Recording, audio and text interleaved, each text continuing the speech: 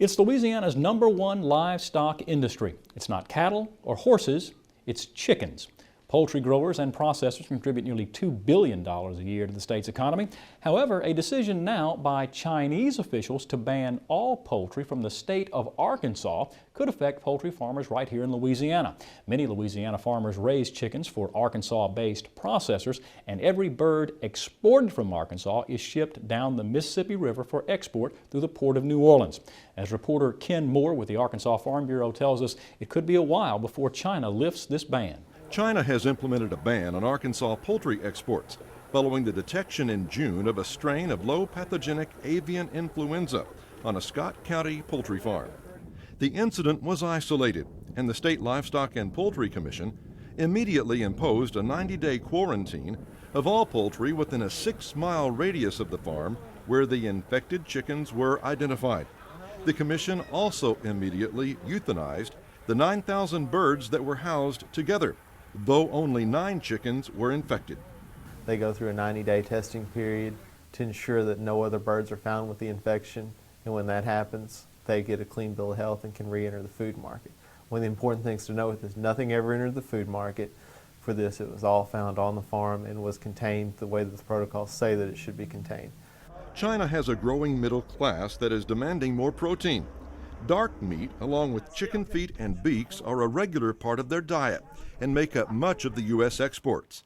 Arkansas is the nation's second leading poultry producer, and members of the state's congressional delegation are already working through the Trans-Pacific Partnership to get the ban lifted.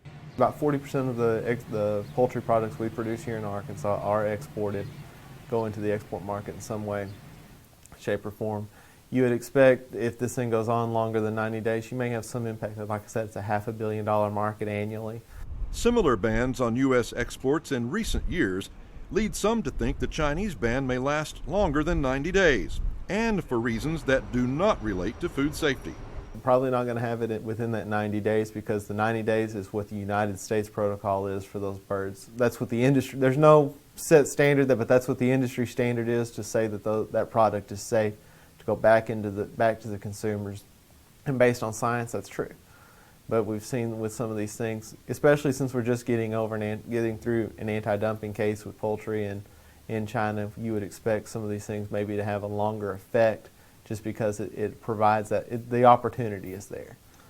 Consumers should not expect to see this result in higher retail prices for poultry products in the short term. Officials stressed the infected birds were quickly identified and never entered the food chain. Consumers may be assured all domestic poultry products are safe. This is Ken Moore reporting. Again, this strain of avian influenza has only shown up in one county in Arkansas. It's a milder form of the same strain of bird flu that showed up in Chinese poultry operations earlier this year. The strain is not a threat to humans. Arkansas is the #2 poultry producing state behind Georgia. Of the 18 states which produce poultry here in the country, Louisiana ranks #14.